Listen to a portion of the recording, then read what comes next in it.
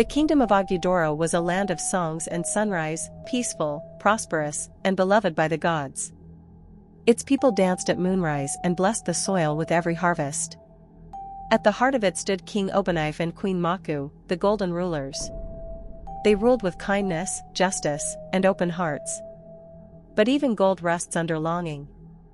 For 15 years, their palace echoed with everything but a child's laughter. No air. No giggle in the garden. Just silence.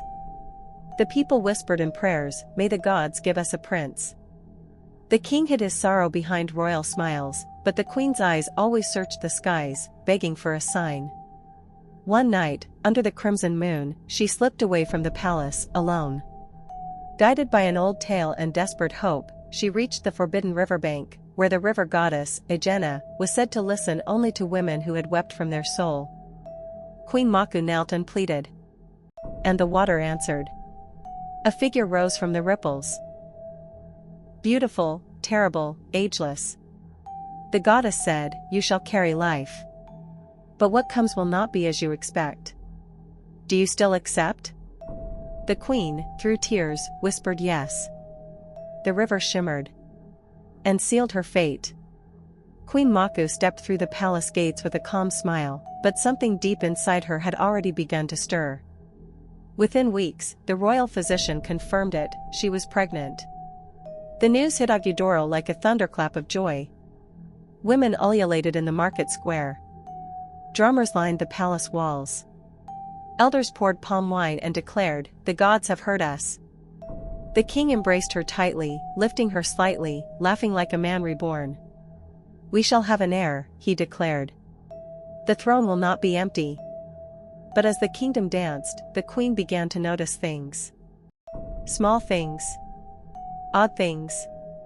Her cat, once gentle, hissed and leapt from her lap. Palace dogs barked uncontrollably when she entered a room, their eyes wild with something between fear and instinct. Birds flew in erratic circles above her chamber, then vanished altogether.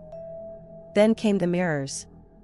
3 of them cracked, one after another, as she passed. No one touched them. No wind. No fall. Just her reflection, then a sudden sharp fracture. By the 3rd mirror, even the boldest servant looked away. Whispers slithered through the corridors. Maybe it's not a child. What kind of baby breaks glass and frightens beasts? The queen said nothing. But at night, she clutched her belly and sang soft lullabies, her voice shaking. The king stayed strong. Loyal.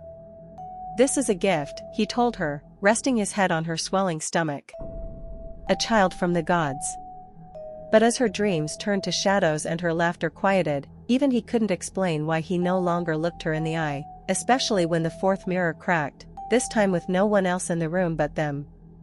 The night Queen Maku went into labor, the skies raged like never before. Thunder cracked over Ogudoro, shaking the palace walls. Rain pounded the rooftops in wild fury, and lightning split the heavens like angry spirits tearing the clouds apart. Inside the royal chamber, flames danced uneasily in their sconces, casting long, nervous shadows. Midwives gathered, trembling but ready. The queen gripped the silk sheets, her screams muffled by the roar of the storm outside. Something about the birth was wrong. The air felt too heavy. The walls too quiet. A cold wind curled beneath the door despite it being sealed shut. Then it happened. A shriek, long, sharp, and full of horror, pierced the chamber. One of the midwives dropped her bowl of warm water. Another stumbled back, covering her mouth in terror.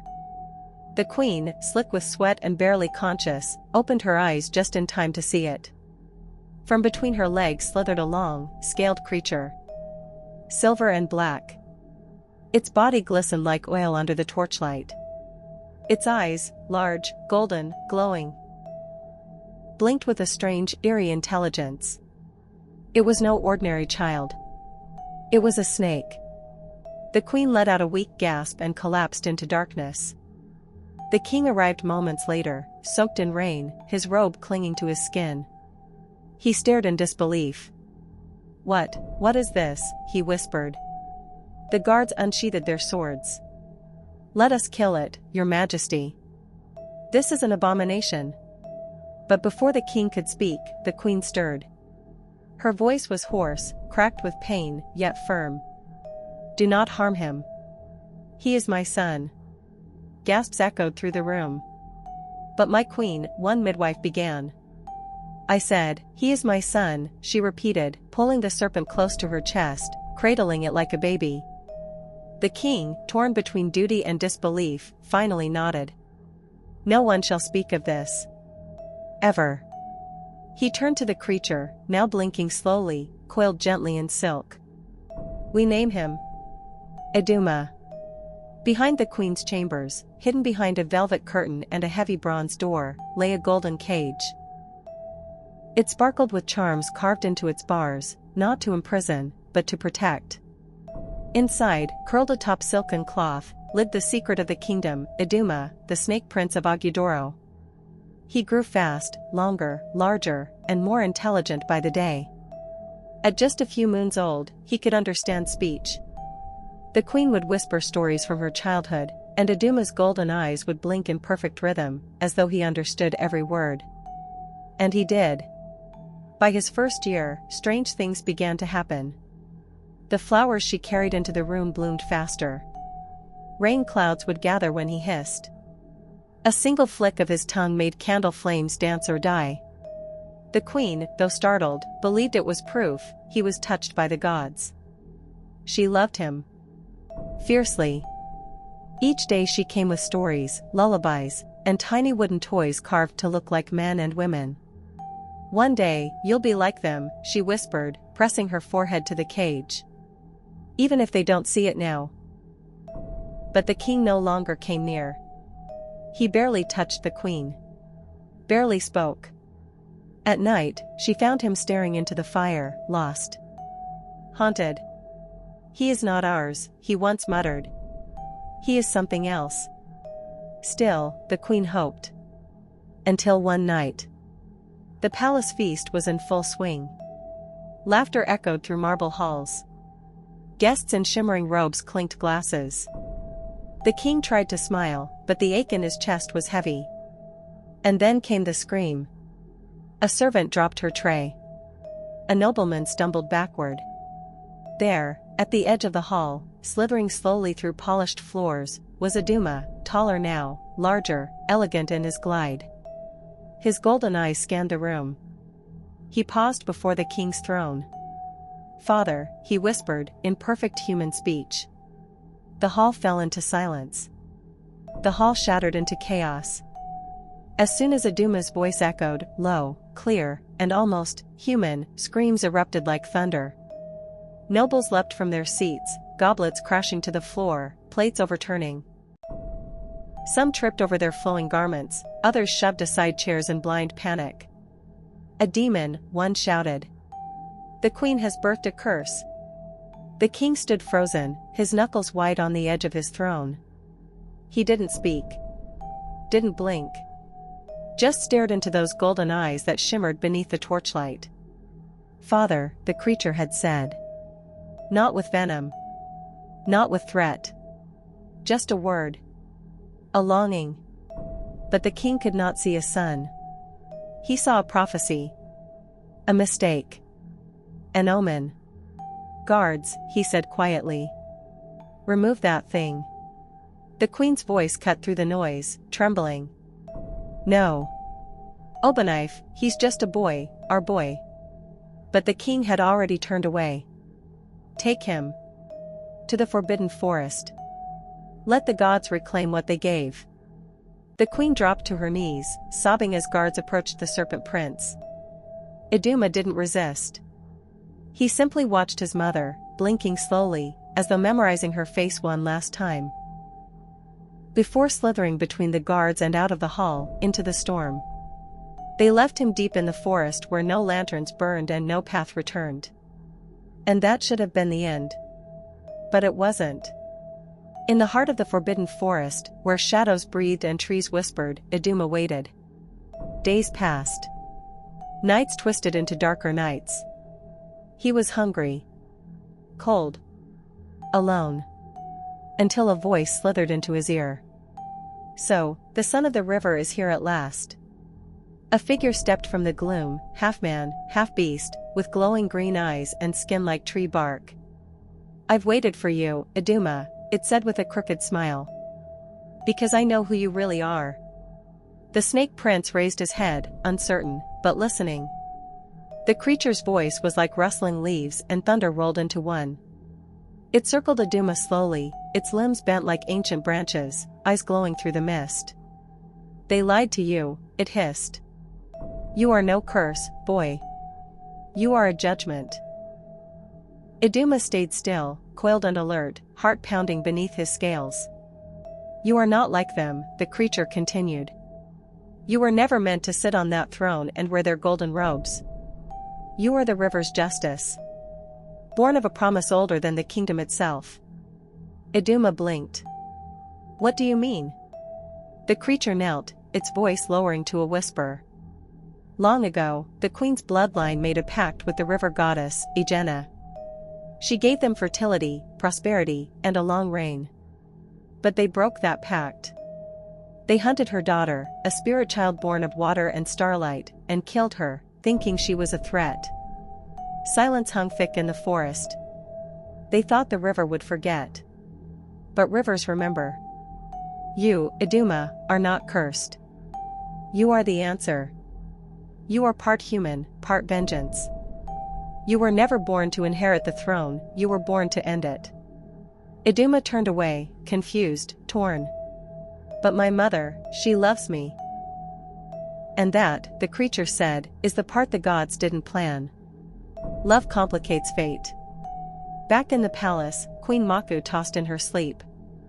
A fever had taken her. Her skin was clammy, her breath shallow.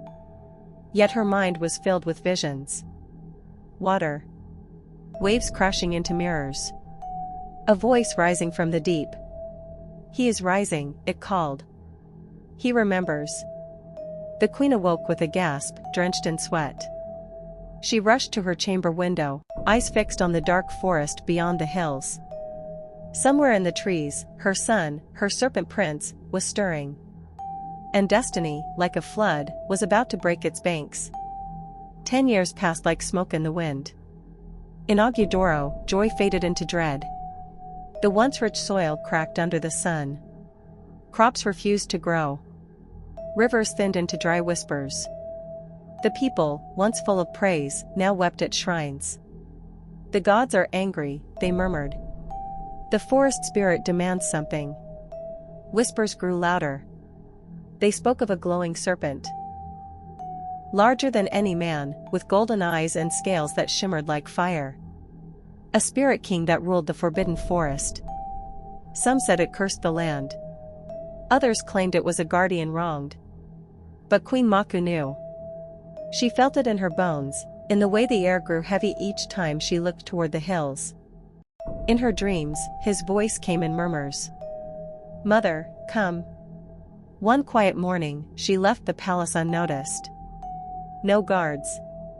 No maids. Just her trembling hands wrapped in old cloth and her heart beating louder with every step into the forest. The path was overgrown, the silence unnerving. But she pressed on, deeper and deeper, until the trees gave way to a clearing bathed in unnatural light. There, curled beneath a giant tree, was a serpent, colossal, regal, and glowing faintly with gold. Its eyes opened slowly, locking onto hers. She dropped to her knees, breath catching. Iduma, she whispered. The ground trembled. Will you choose the kingdom, or me? The serpent asked, his voice soft yet thunderous, echoing through the trees like a forgotten song. Thunder cracked above them, shaking the sky. Queen Maku gasped, her heart tearing in two. Her son's eyes begged for love, her crown whispered duty. She opened her mouth to answer, but the earth beneath her feet groaned. With a deafening roar, the forest floor split open. From the chasm slithered a legion of glowing snakes, their bodies weaving in silence, their eyes gleaming with purpose. She stumbled back, surrounded, choice frozen on her lips. The forest held its breath. When Maku returned to him, he asked, Will you choose the kingdom or me? Destiny stirred. The forest air was heavy, thick with moisture and something else, something ancient. Queen Maku fell to her knees, her breath caught between disbelief and awe. Before her stood not the small serpent she once cradled in her arms, but a towering, majestic creature. Iduma's scales shimmered with gold beneath the filtered light, his body coiled like a crown around the great tree that had become his throne.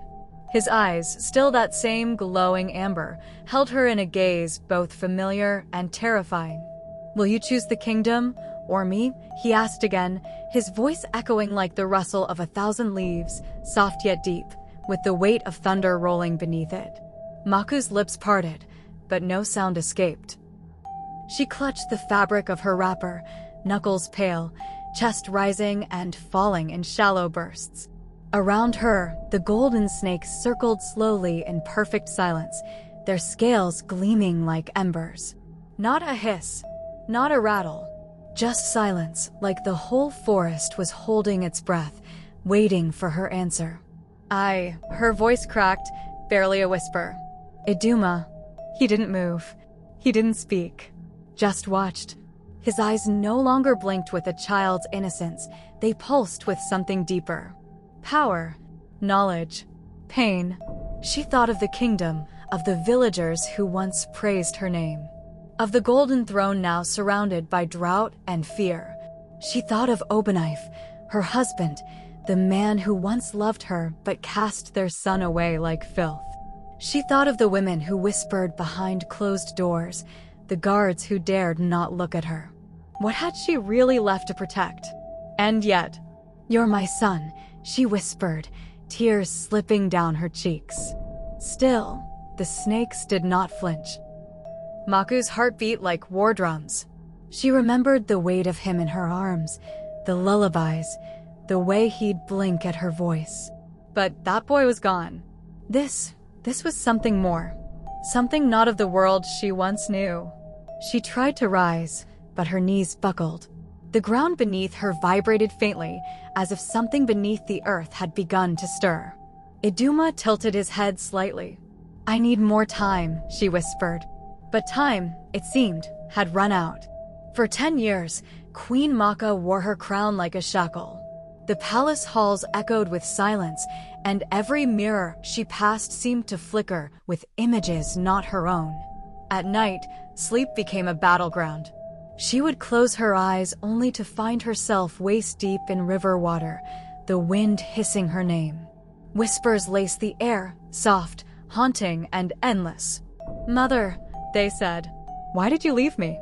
She would jolt awake, heart pounding, drenched in sweat, reaching for something, someone who wasn't there. In the days that followed Iduma's exile, she told herself it was mercy, that leaving him in the forest was better than watching him be killed. But deep inside, guilt bloomed like a bruise.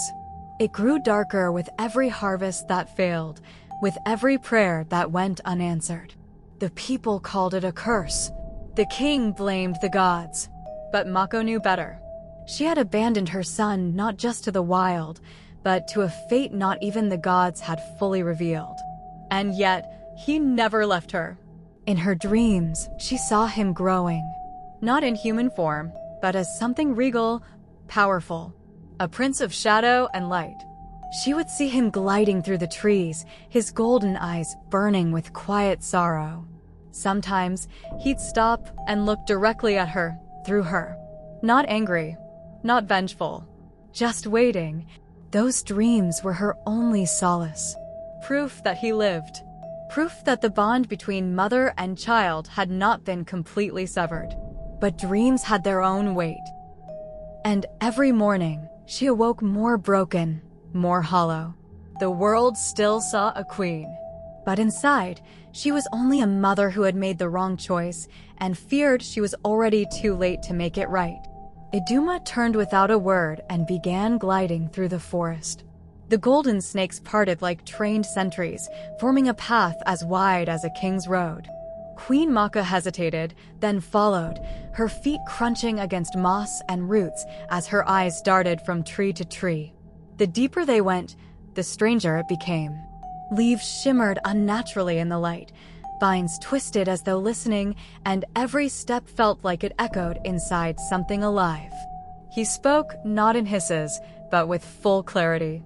A voice low, commanding, but unmistakably his.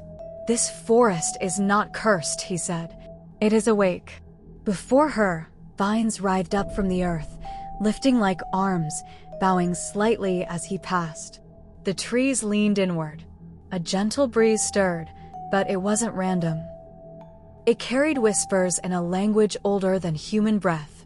Iduma paused beside a small pool of water, and with a flick of his tongue, the surface rippled, then shifted.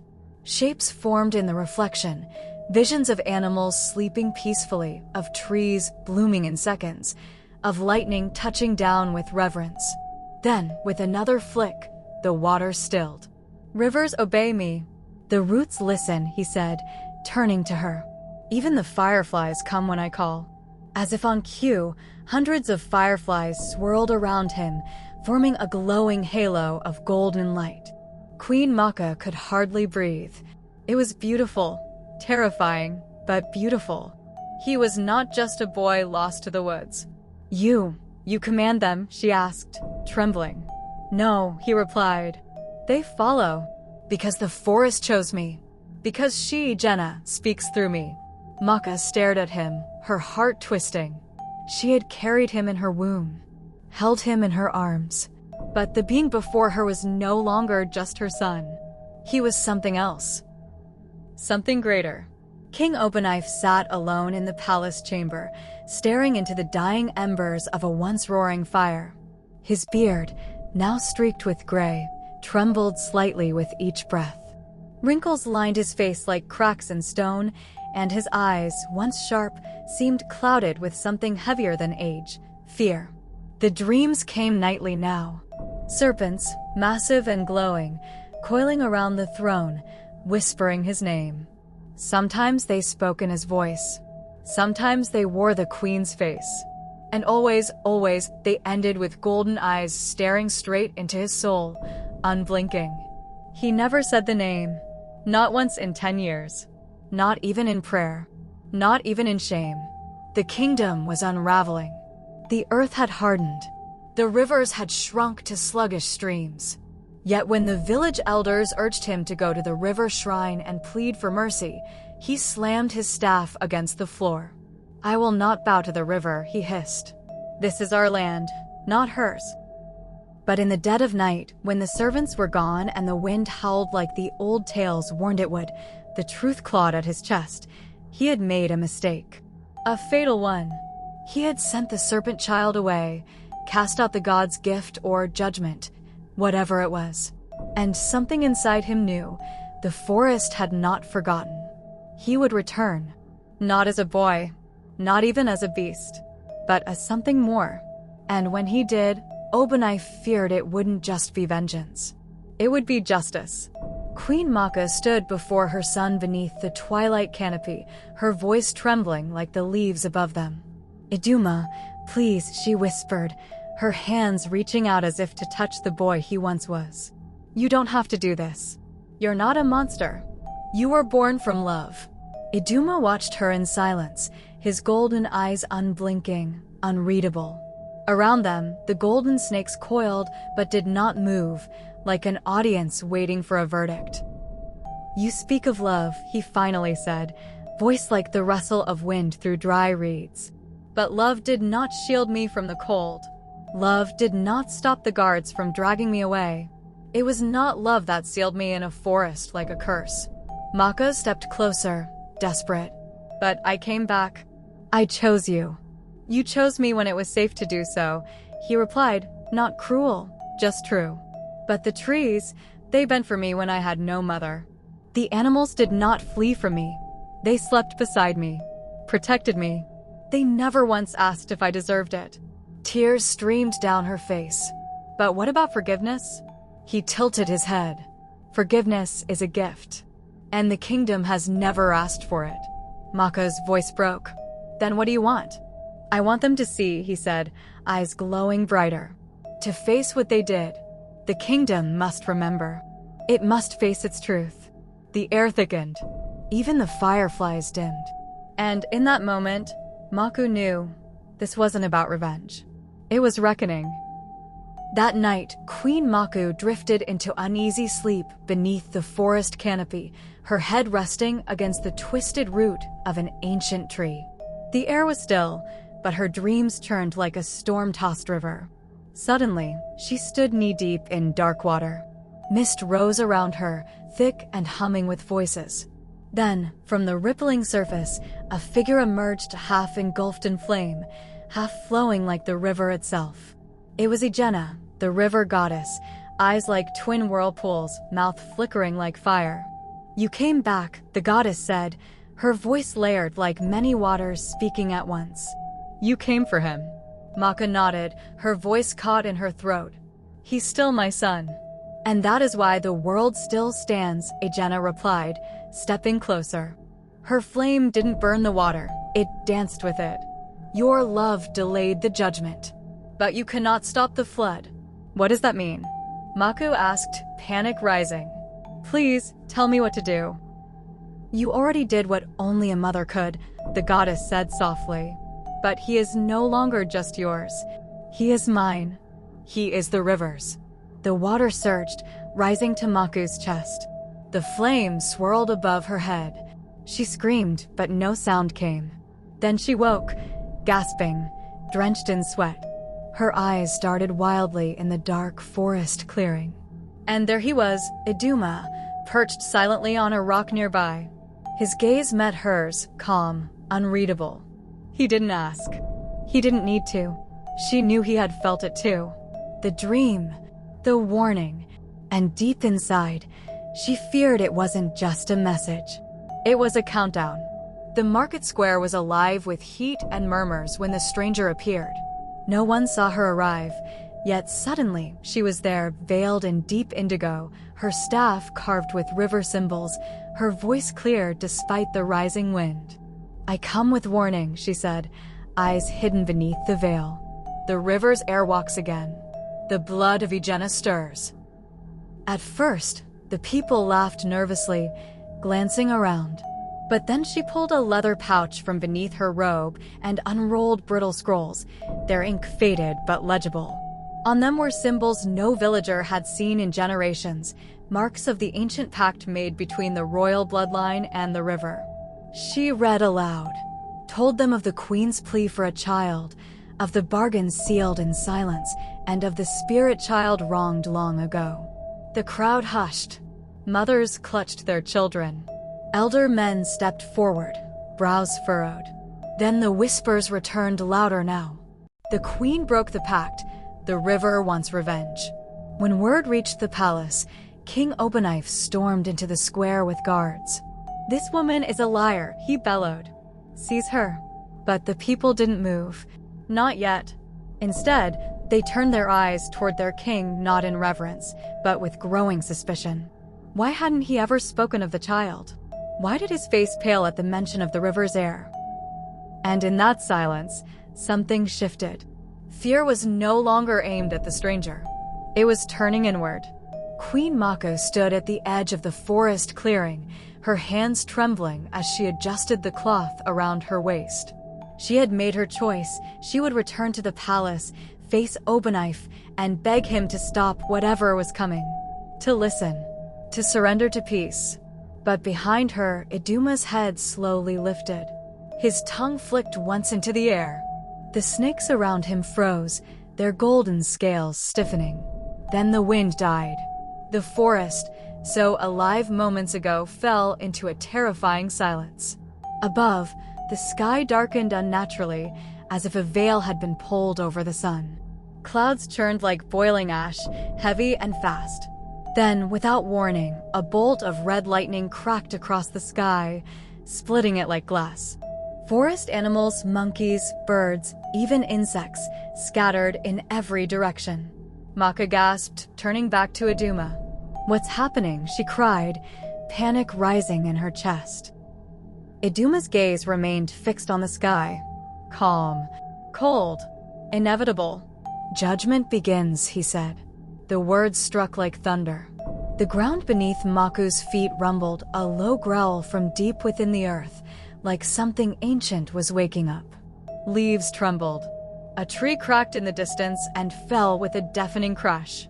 Far beyond the hills, the distant clang of palace bells echoed through the air. Not celebration, not mourning, alarm. Queen Maku clutched her chest. The sky above the kingdom turned crimson, and somewhere in the wind, the river began to sing. Queen Maku reunites with Iduma, now a powerful serpent prince. He demands a choice, him or the kingdom. As Maku pleads for peace, Iduma reveals he is the river's judgment. The skies darken, a seer exposes the truth, and Iduma whispers, judgment begins. The reckoning approaches. The forest floor trembled softly beneath Iduma's massive form as he slithered deeper into its heart. His golden scales glowed like embers beneath the thickening sky, each glint a ripple of ancient magic pulsing through the leaves. Around him, the golden snakes moved in synchronized silence, clearing his path with eerie precision. Queen Maku followed at a careful distance, her breath tight, her eyes locked on her son, if she could still call him that. Something sacred pulled her toward him, but something human begged her to run. She didn't know which would kill her faster. Overhead, the heavens twisted.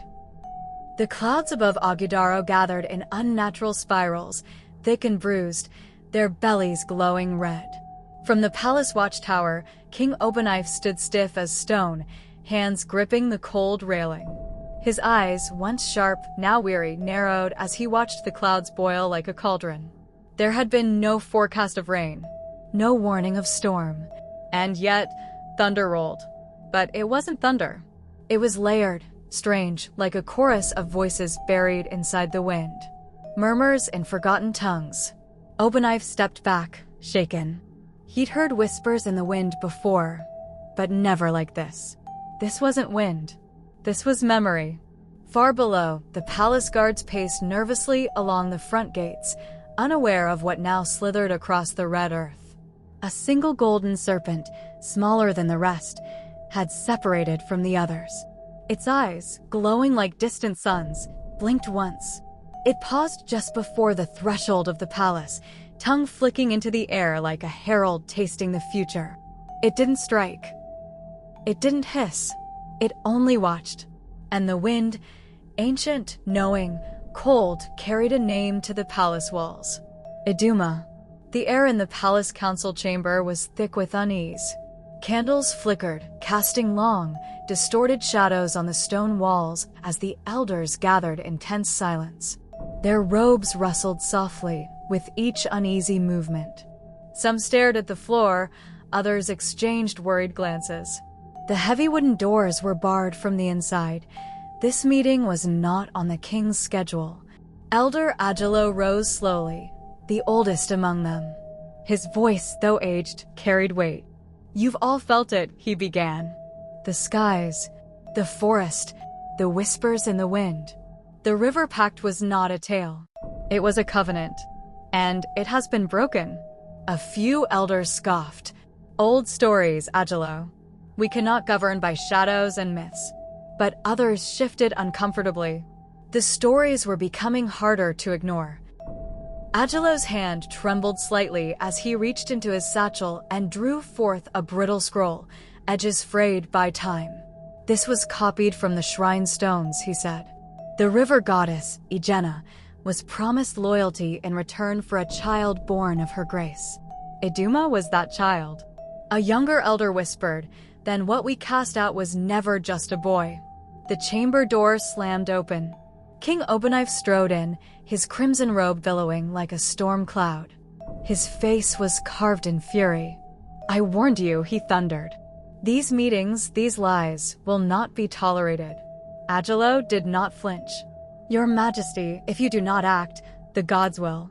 "The gods," Obenknife snapped, "do not sit on this throne." "I do. And if I hear one more whisper of this pact, I will exile every last one of you." Silence fell again. But as Obenknife turned to leave, a palace courier rushed in, clutching a sealed scroll. The mark on the wax, an open eye surrounded by flowing lines, made every elder rise to their feet. The river's eye. The symbol Iduma had shown to Queen Maku. Plans had already begun. They stood in the heart of the sacred glade, where the air pulsed with power. The massive glowing tree loomed before them, its roots tangled like ancient veins of memory. Light from its bark washed the clearing in gold, and above, the leaves shimmered like stars trapped in branches. Iduma, vast and coiled around the altar, glowed with the same eerie light, his golden scales flickering as if breathing. Queen Maku approached slowly, her gown damp from the forest mist, her voice trembling. "Please, don't do this," she whispered. "You're not a curse. You're not a weapon. You're my son." Iduma's eyes did not blink, but they narrowed, glistening like polished amber. "The river does not lie," he said. "She showed me what you would not. When I cried, it was her waters that held me. When I screamed, it was the wind that answered. And when I was forgotten," his voice dropped, "she remembered." The tree behind him thrummed as he raised his head, a slow vision blooming in the air, projected not by magic, but by memory. Maku gasped. In shimmering echoes, she saw kings of old kneeling at riverbanks, chanting to Ejenna with promises wrapped in deceit. She saw how they reaped blessings, fertile lands, strong sons, only to turn their backs when the river demanded honor. Maku stepped forward, her hand pressed over her heart. "They were wrong. But you are not them." She closed her eyes and began to hum softly, a lullaby lost in time. Her voice cracked midway, but she continued, desperate. "You used to sleep to this," she whispered. "Even as a baby, you calmed when I sang this." Something flickered in Iduma's eyes. A small breath caught in his throat, but the warmth didn't last. He uncoiled slightly, lowering his massive head toward her. "Love is not payment," he said. "And Ogudoro is deep in blood. The river demands its due." A single tear slid down one of his gleaming scales, golden and slow, catching the tree's light like fire. Maku saw it, and in that moment, knew the boy she once held still lived somewhere inside. But the monster had learned to speak louder. The Ogudoro market square buzzed with its usual rhythm, traders calling out prices, children weaving through baskets of yams and spices, until a strange hush rippled through the air like a warning. From the edge of the square, cloaked in deep indigo, the seer appeared once more. Her arrival brought silence. No one saw her come. She simply was, standing tall with her staff of water symbols and unreadable calm. Without a word, she turned toward the old river shrine and began to walk. The villagers followed, some out of curiosity, others out of fear. At the shrine's cracked basin, she drew out the same ancient scrolls, weathered and yellowed, and one by one, placed them gently in the river water. Gasps rang out.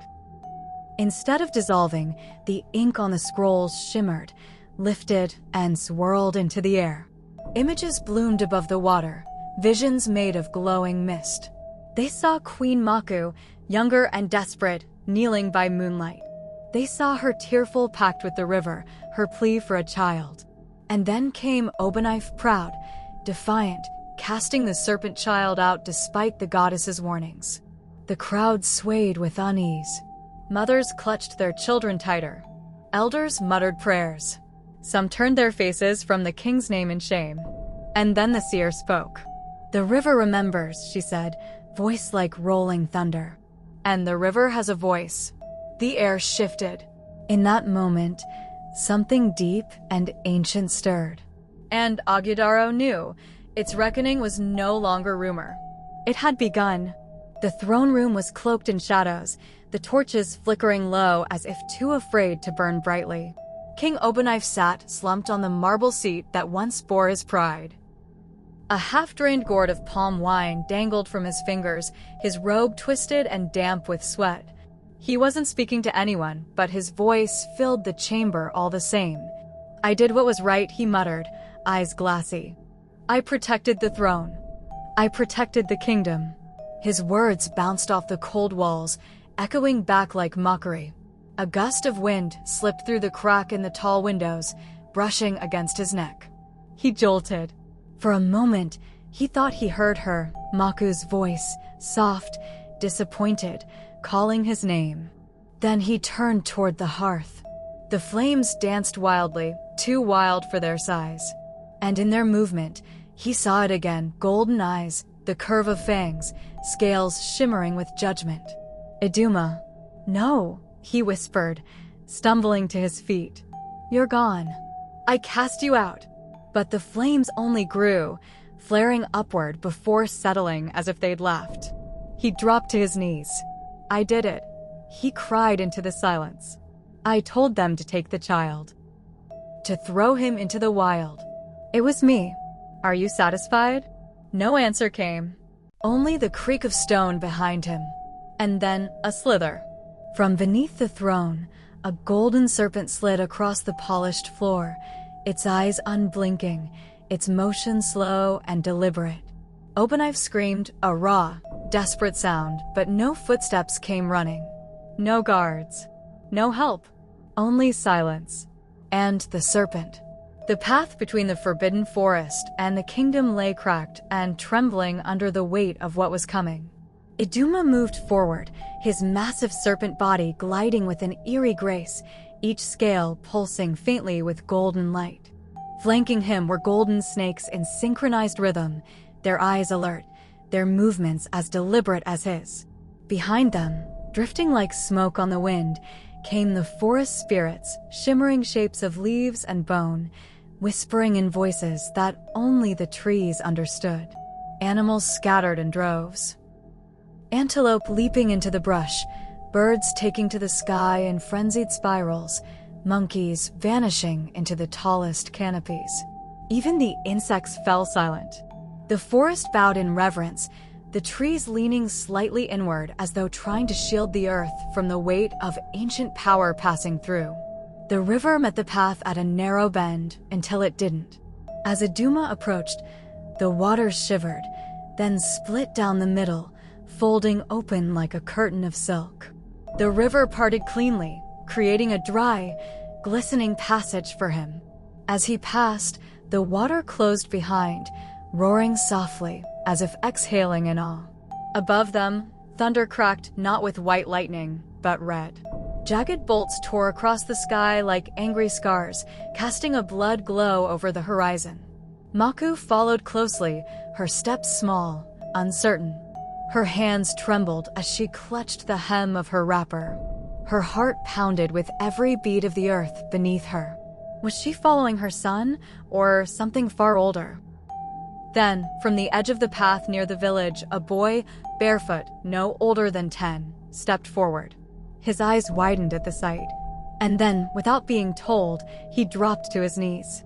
He looks like a god, the boy whispered, eyes shining. Neither Maku nor Iduma spoke, but something shifted in the air as if the world had paused to listen. The first scream came from a child, then another. Within seconds, Ogudoro erupted into chaos. Women grabbed their children, traders abandoned their wares, and goats scattered wildly through the dust. Whispers turned into shouts, "He's coming! The Serpent Prince!" Until the panic became a wave no one could stop. Above the village, the palace bells tolled. They rang not for joy, nor for grief. They rang with terror, an ancient, frantic sound that hadn't been heard in a generation. Each clang sent a shiver through the people's bones. It was as though the very walls of Ogudoro remembered what had been buried and feared its return. On the palace ramparts, King Obenknife emerged, barking orders at his guards. "Stand your ground. Arm the gates." His voice strained to sound commanding, but even he knew it was cracking under fear. Some guards obeyed. Others looked at each other, then at the gates, then dropped their weapons and fled. In the inner temple, dust drifted as Elder Agilo pushed open the longsha doors. For the first time in decades, the sacred space of the river gods was exposed to the sky. He raised his hands and began to chant, his voice trembling but resolute, calling to the spirits of the pact they had long denied. Outside, at the village gate, Mako stood alone, arms outstretched, eyes burning with sorrow and determination. The wind whipped around her as a vast shadow rose against the outer wall. Iduma had come, and he was no longer hiding. The clouds burst open, not with rain, but with fire, and the river sang his name. A judgment has begun. The first to see him was a girl by the well, barefoot, holding a wooden bowl of cassava flour. Her eyes went wide, and her bowl crashed to the ground. A scream tore through her throat like a curse. Then the silence broke. "He's here," someone cried. "Run." In seconds, Ogudoro dissolved into chaos. Traders abandoned their stalls, baskets overturned, yams and plantains rolled into the dirt. Children wailed as mothers pulled them toward any shelter they could find. Goats scattered, chickens flapped frantically into the air, and pots shattered under panicked feet. The sound was deafening shouts, gasps, the frantic shuffle of feet against dry earth. But beneath all that, something deeper pulsed. The ground trembled. Down the main village path, Iduma moved like a storm-given form. His enormous golden serpent body undulated in steady waves, each scale shimmering faintly as if lit from within. He glided without resistance, golden snakes forming a perimeter around him like devoted sentries. His eyes, ancient and unforgiving, swept over the village like judgment passed. Overhead, the sky mirrored the tension. Clouds churned in unnatural spirals, colored with a crimson hue as though they'd been bruised by divine rage. Thunder cracked deep and layered, as if the gods themselves were speaking in tongues. Lightning flashed, not white, but blood red, slashing across the heavens like angry sigils carved in the sky. Then the river stirred. It began as a whisper, a soft gurgle, a trembling ripple across the surface. But quickly, the banks trembled. The water bubbled violently, then surged upward, spilling over its edge like a beast set free. It didn't flood outward. It rose, coiling into a vertical column of liquid power, twisting toward the clouds like it had come to reclaim the sky. From the stone steps of the temple, Elder Agelo stood unmoved. His voice rose above the chaos, not shouting, but singing ancient words in the tongue of the river goddess. His eyes were closed, face turned toward the heavens, hands trembling as he summoned the long-forgotten spirits of Ogudoro's oldest covenant.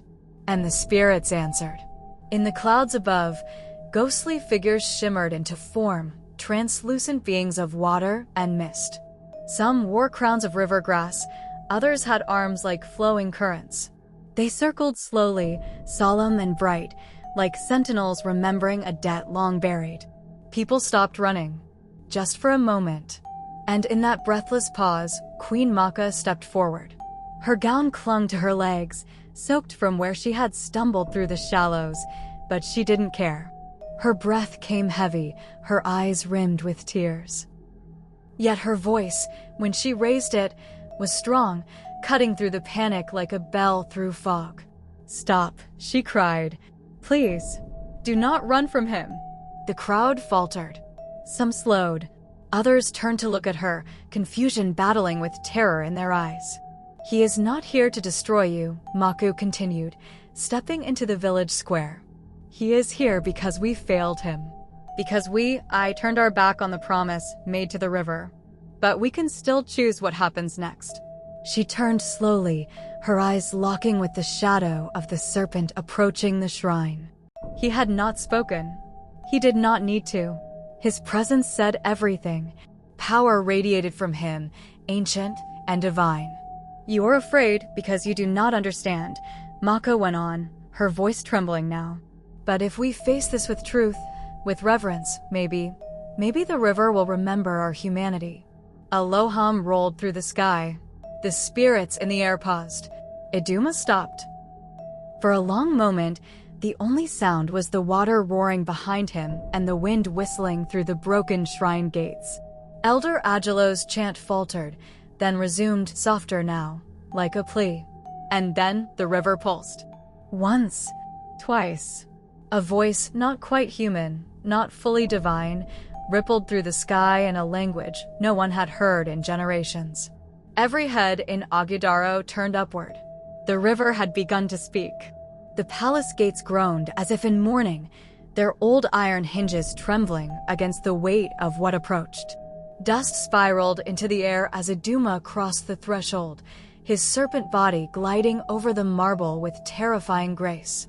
His scales shimmered with unnatural gold, reflecting broken fragments of palace columns, scorched banners, and the wide-eyed fear of the few remaining guards who dared to look upon him. The golden snakes that had flanked him throughout the journey began to slither outward in organized rhythm, forming a silent wall of watchful sentinels. Their bodies coiled around pillars, across the floor, up the staircases, each one still, alert, glowing faintly in the dim torchlight. Not one hissed. Not one blinked. They simply made space for what was to come. Inside the throne room, the air had turned sour with fear. The once grand hall, now cracked and darkened by time and guilt, stood frozen in anticipation. And on the throne, King Obenknife waited. He sat slouched, the weight of age and consequence heavy on his once proud shoulders. His crimson robe hung limply, damp with sweat. His hands trembled slightly as he gripped the armrests, not from the cold, but from the shame that had slowly consumed him. There had been no sleep, no peace, only nightmares. And now they stood before him. The great serpent entered in full, head high, eyes locked forward. The room pulsed with power. Obenknife rose slowly. His knees cracked under his own weight. He looked smaller now, no longer a ruler, but a relic. A man facing the reckoning he had buried in the forest years ago. "So," he rasped, voice hollow, "you've returned." Iduma's voice echoed, not from his mouth, but from the walls, the floor, the air itself. "You cast me into the wild, to die." Obenknife swallowed hard. "I was told you were dangerous, that you were not human. And what are you?" Iduma hissed. "A man who breaks covenants with gods?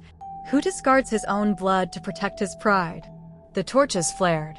Obenknife stumbled down the steps of the throne, each step louder than the last. "I didn't know what you were. I was afraid. They said if the kingdom found out."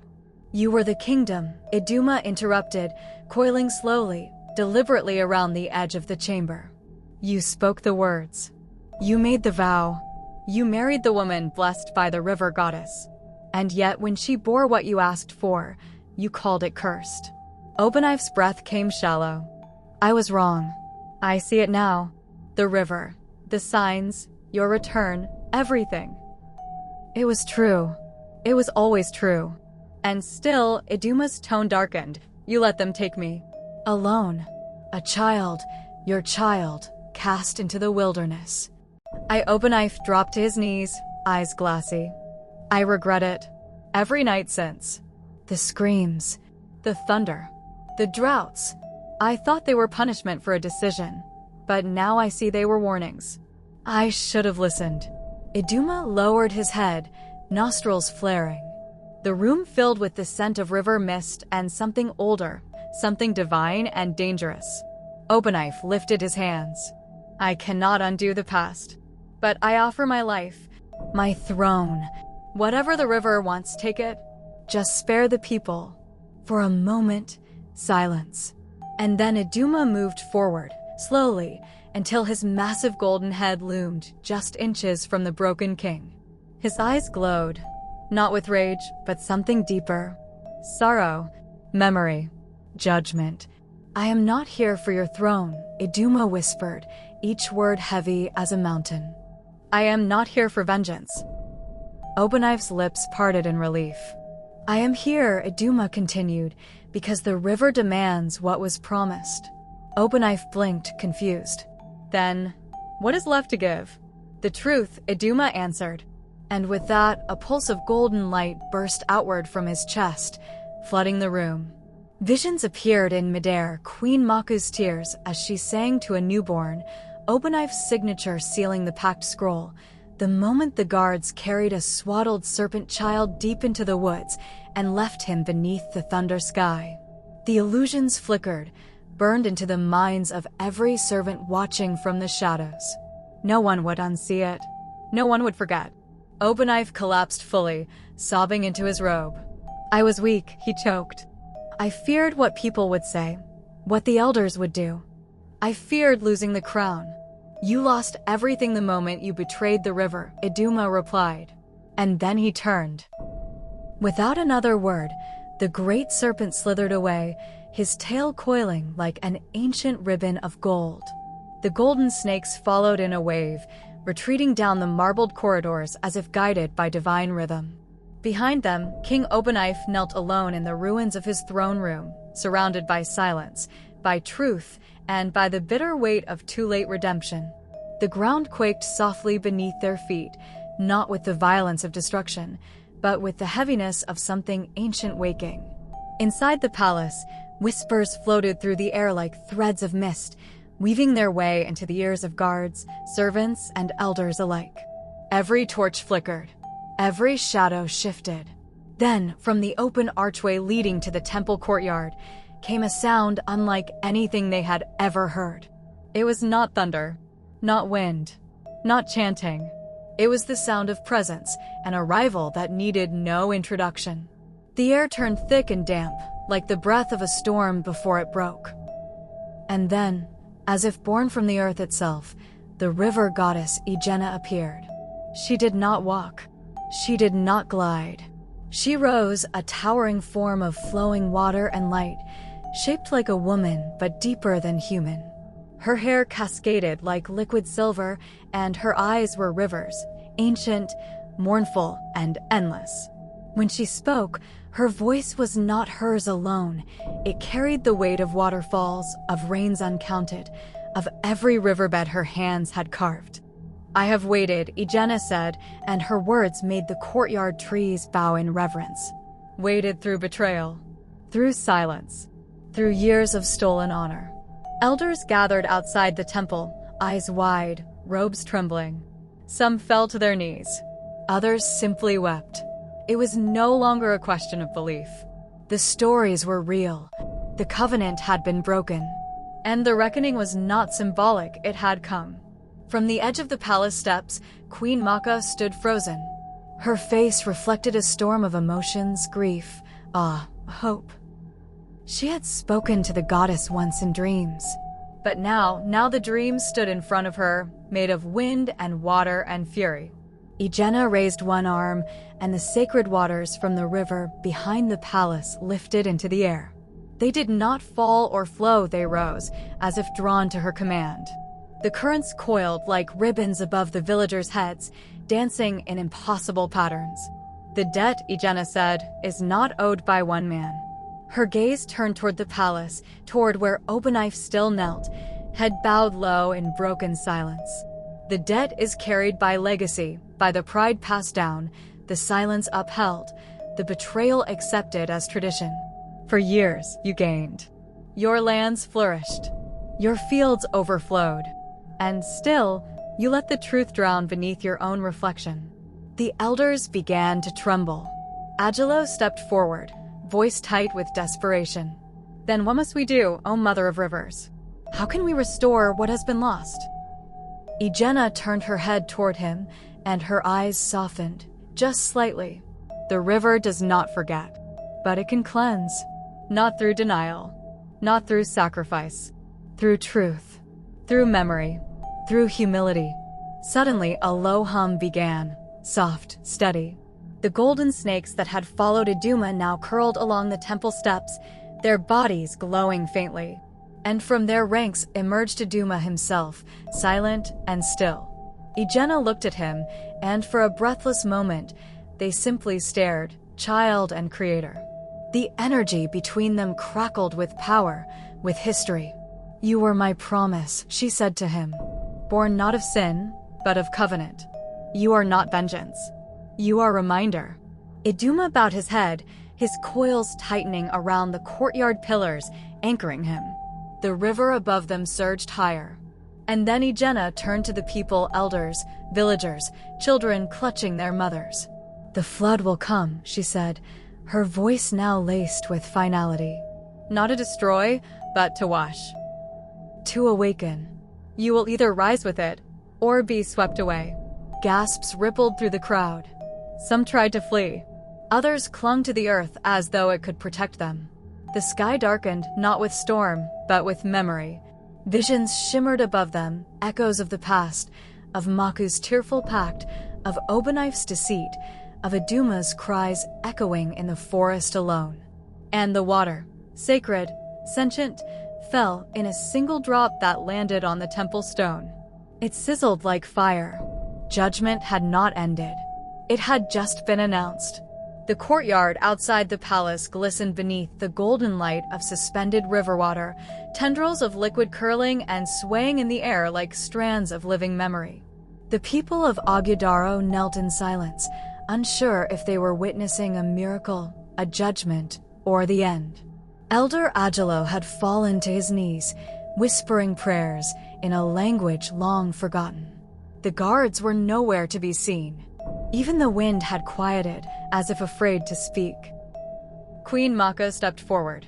Her sandals slid on the damp marble, and her knees met the earth with a dull thud.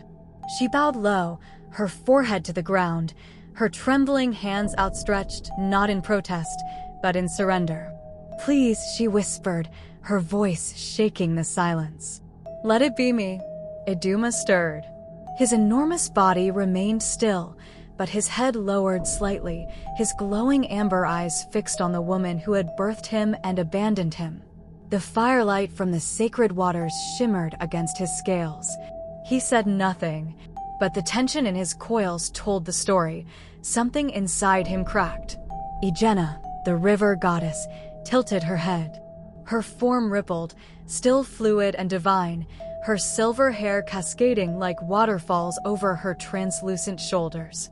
"You kneel before your son," she said, voice both warm and unyielding. "Why now?" "Because I remember," Maku said. "I remember the night I held him for the first time. I remember how his eyes found mine, even then. I remember the way he wrapped his tiny fingers around mine as if I were the whole world. I remember, and I regret." Around them, the sacred waters shimmered, and from them, visions bloomed. The courtyard faded into scenes of the past. Maku cradling a newborn, her eyes puffy from tears, yet soft with wonder. Her humming a lullaby under moonlight. The baby's tail slipping around her wrist as she rocked him. Her whispering, "You are not a curse. You are my miracle." But the visions shifted. A younger Maku arguing with court elders, her voice rising, her hands shaking, her gaze glancing toward a crib behind a screen, then away. Her fear, her silence. The moment she turned her back, the baby's cries echoed faintly, unanswered. The memory dissolved. Now back in the present, Maku raised her face. "I failed him. I let fear win. And when they cast him out, I remained silent. So, if a price must be paid, let it be me. Spare them. Spare this land." The villagers gasped. Even Elder Agelo turned, stunned. Iduma's body shifted. He coiled tighter, pressing his massive form against the marble edge of the temple. His jaw clenched. He did not speak. "Mothers are not perfect," Maku continued, rising slowly but keeping her head bowed. "But we remember. We carry. I have carried this pain for years. And if it will ease his, if it will stop this blood from falling, I offer myself. Take me." Ejenna remained silent, her watery form flickering. Her gaze moved to Iduma. "This is not mine to answer," she said, voice softening. "The child carries the wound. The child must choose." The stillness that followed was unbearable. Iduma's eyes locked onto his mother's. They glowed, but within them, war raged. The fury, the betrayal, the abandonment, but also the flicker of memory. The lullaby. The embrace. The soft kiss she once placed on his brow beneath the stars. He lowered his head further until his nose brushed the hem of her wrapper. His breath was heavy, his voice like stone dragged across riverbed. "You left me." Maku's lips quivered. "Yes, they told you I was unholy, that I was a mistake, and you believed them." Her tears ran freely now. "I did, and now," he hissed, You want to die for them? No, she said. I want to live for you. That struck something deep. Iduma recoiled slightly, not in anger, but confusion. You still call me your son? He asked. She stepped forward, barely a foot from his massive head. I always did, even when I was afraid, even when I tried to forget. You were always my son, and I am not asking you to forget. I am asking you to choose something more. Ejenna watched quietly, her form beginning to dim with thought. Then, with a sudden tremble, Iduma uncoiled his body. He rose high, his silhouette casting a vast shadow over the palace walls. The golden snakes slithered back, unsure. The air grew cold. He turned to the villagers. You call me God, he said, his voice deep and unrelenting. But gods do not feel pain. I have bled it. I have lived it. And now you want forgiveness when you offered none to a crying child in the dark. No one answered. The silence said enough. He turned again to Maku. And his eyes, those eyes that once stared from a cradle into hers, flashed gold. He said nothing more, and Ejenna, for the first time, seemed uncertain. The judgment still hung in the air, but the moment was no longer fire. It was breath, waiting to see if the next word would heal or shatter. The riverbank had transformed.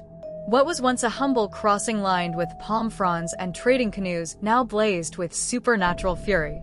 A path of fire spiraled across the sand, snaking out from the river's heart like a divine wound. The flames didn't burn the earth, they floated just above it, vibrant and alive, crackling with judgment. The villagers stood in a wide, trembling circle, faces lit orange by the flickering light. No one moved. No one dared speak. From the center of the river, the goddess Ejenna hovered, her towering form forged from water and moonlight, her hair cascading like waterfalls, eyes glowing like twin suns. When she spoke, it wasn't loud, but every tree, every stone, every heart heard her. One soul, she said, her voice rippling across the village like thunder dipped in sorrow. One to bear the weight of generations. The river does not forget. The river must be fed. Gasps and murmurs erupted at once. People turned on each other with frantic, wide eyes. A woman clutched her baby and backed away. An elder pointed a trembling finger toward the palace. It was them. The royals made the pact, not us. But we all benefited, another shouted. Our harvests, our sons, our peace. Don't pretend we were innocent. Voices rose higher. Accusations flung like stones. A man shoved his neighbor. A group of young men surrounded a noblewoman, her fine wrapper now soaked in sweat. Offer them, one yelled. Let the house that brought the curse pay for it. No more blood. Elder Agelo bellowed from his knees, arms raised. We cannot heal by sacrificing truth. But it was too late. Tensions boiled. Generations of hidden resentment surged like floodwaters. Cries for justice, for vengeance, for mercy tangled in the air. The fire hissed as if feeding on the chaos. Then, a voice cut through the storm. Small, steady, unmistakably clear. I will speak. The crowd fell into stunned silence. A child no older than 9 stepped forward, barefoot, his tunic tattered, but eyes burning with purpose. He walked toward the fire. People tried to grab him, stop him, but the flames parted gently, letting him pass. He stood before the goddess, tiny and unshaken. My name is Obi, he said. My father told me the stories. He said the river gave us a prince, and we threw him away. He said kings feared the child more than they feared dishonor. A shudder rippled through the crowd. Even the wind seemed to halt. I'm just a child, Obi continued. But I know lies when I see them. The royals made the pact. But he turned to the villagers, we watched. We let it happen. We called him monster. We shut our doors when he cried. Tears filled Queen Maku's eyes. Iduma, nearby, stared with unreadable eyes. Obi turned back to the goddess. So don't ask us to pick someone. It's not about one person. It's all of us. We're the soul. Gasps, some sobs, swept through the crowd. Ejenna gazed down at the boy, her form flickering as if considering the weight of what had just been said. The sacred flames around him didn't consume, they shimmered, calm and listening. Then the goddess raised her hand. The river stilled. The fire paused mid-burn. A trial had begun, but its outcome would no longer rest on a name. It would rest on a truth no one could now deny. Twilight descended over Ogudoro, but there was no peace in its coming.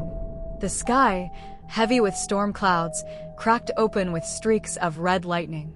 Thunder grumbled like a buried god awakening. Wind howled through the trees, kicking dust into the panicked streets.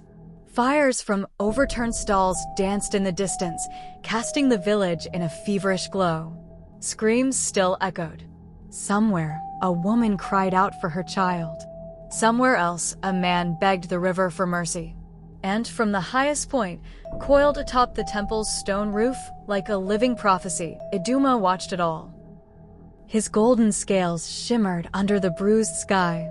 His eyes, ancient and unreadable, scanned the chaos below, men fighting each other to flee, elders weeping into the earth, mothers pressing trembling lips to their children's foreheads.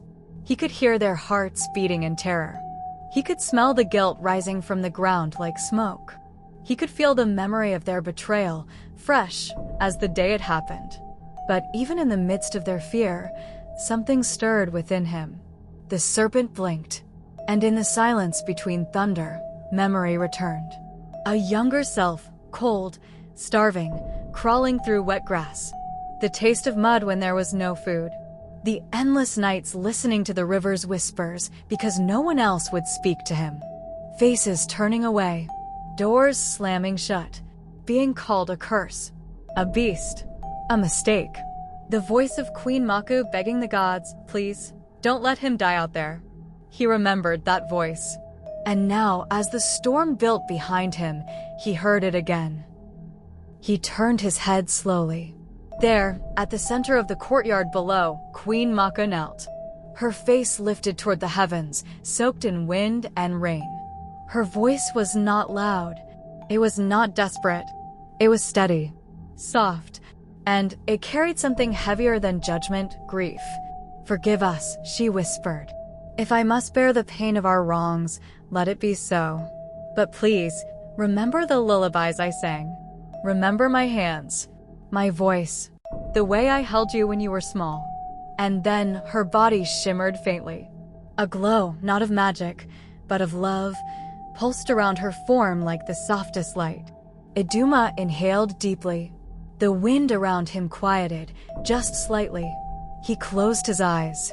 For a moment, he saw her as she once was, rocking him by the riverside, cradling him in trembling arms, humming a melody that carried no language but all the safety in the world. He opened his eyes again. Below, villagers still screamed. But it all sounded far away now. The flame inside him flickered. Not extinguished, but shaken. A crack had formed in the stone of his vengeance, and through it, something warm tried to break through. Maku's glow pulsed once more, and the serpent, so feared, so powerful, so divine, lowered his head, just slightly, toward her. His coils loosened. His chest heaved, though he had no lungs. His tongue flicked the air. And, for the first time since his return, Iduma did not move forward. He hesitated. The world vanished into water. One moment, Iduma stood amidst chaos and storm, and the next, he was submerged in silence. But it was not drowning, it was awakening. The river cradled him, not with waves, but with memory. Darkness swirled around his massive form, yet it was not empty. It pulsed with ancient life. Then, she appeared. Ejenna. The river goddess shimmered beneath the surface, her form not bound by flesh, but flowing like water in the shape of a woman, tall, regal, crowned in lilies and woven mist. Her eyes were the color of stormlight, her voice the hush of tides. She didn't speak with words, but Iduma heard her clearly. Come, she whispered, and with a gentle current, pulled him deeper. The water parted to reveal visions like mirrors in motion. Iduma watched, breathless. Centuries rolled back before him. He saw the founding king of Ogudoro, proud and cunning, standing beside the river's edge. He was not alone. A younger Ejenna stood across from him, offering a pact, blessing for loyalty, life for reverence. The king had knelt, sworn fealty, and accepted the river's grace. Ejenna gave him a child, not of her flesh, but of her power, a golden son, marked by the waters. But the king broke his word. In secret, he used the river's gift to wage war, to conquer neighboring lands, to feed ambition rather than gratitude. When Ejenna demanded justice, he cast the child away, fearing a divine claim to his throne. The kingdom praised him. The child vanished. The waters turned cold. Iduma gasped. He had not been the first. Ejenna turned to him again. Her voice flowed through him like a current of sorrow and truth. You are not punishment, Iduma. You are the bridge between what was and what must be. His chest ached with the weight of understanding. He was not born to destroy Ogudoro, but to force it to face what it had buried. He was not just Maku's son, nor a curse cast aside. He was the voice of every promise broken and every child forgotten. The river around him began to rise. And as he emerged slowly toward the surface, the fire in the sky above Ogudoro seemed to pause, waiting for his return. The first light of dawn crept timidly across the scorched horizon, painting the battered village in a soft, sorrowful gold. Smoke drifted above crumbled huts, and the river glowed faintly, as though it, too, was holding its breath. For the first time in hours, Ogudoro was quiet, not from peace, but exhaustion. Queen Maku, bruised by prayer and grief, knelt in the palace courtyard. Her arms slackened, her head dipped, and then she collapsed, the weight of hope too heavy to carry. A soft cry escaped the crowd, but no one moved. None dared interrupt the moment. King Openknife was nowhere to be seen. Inside the shattered throne room, the crown of Ogudoro, once proudly displayed atop a carved pedestal, trembled. Without warning, it toppled, landing on the cold stone with a hollow clang. A long, jagged crack split through its center. The metal flaked, the old symbols dulled, until a strange light pulsed from within. Slowly, the crown fell apart, and at its heart, etched deep into the base, glowed a serpent coiled in gold. Outside, Iduma raised his head. His golden eyes narrowed on the rising sun, but his gaze drifted toward the palace. The mark, it matched his own. He hissed softly, uncertain. Was this fate? Or another lie? Before he could move, lightning tore across the sky, bright, violent, red. And from somewhere, neither sky nor earth, came a voice. Soft, familiar, calling his name. Iduma. He froze. Every creature stilled. The wind itself dared not breathe. And just like that, judgment paused. But only for a heartbeat. To be continued. If you enjoyed this story, don't forget to subscribe to this channel and turn on the notification bell.